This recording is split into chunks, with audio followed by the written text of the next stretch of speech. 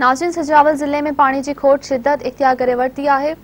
साहिली पट्टी वाले तालुके शाहबंदर के रहवासी आबादगार सरापा एहतजाज आहिनि।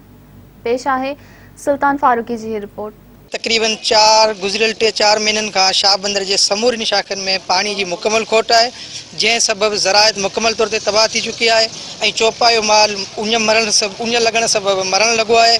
हाणे तो पोजीशन यह है जो माण्हुनि के पीअण लाइ पानी या कंहिं जनाज़े के गुस्ल ॾियण जे लाइ मुकम्मल तौर पर नथो मिले। माशकी है, सता है, धार है, खांटो है, मीरवा है, भूरवा है, रतोल है, समूरियूं जेके शाखूं आहिनि तलकुशा, बल्कि ओल्ड फुलेली जी जेका बि पुछड़ है वो सॼो उन में पानी कोन्हे को। तंहिं करे पानी जी एॾी त संगीन सूरत हाल है जो माण्हू ईअं सम्झो तो उञ जे विघे मरण शुरू थिया आहिनि। त असांजी घुर आहे त असांखे पानी पूरो करे ॾिनो वञे। रमज़ान शरीफ जो भलारो महीनो है, इन में विज़ू करण जो पानी ना है। इन महीने में जेकॾहिं को कंहिंजो जनाज़ो थी थो वञे तो उनके गुसल ॾियण जे लाइ पानी ना है।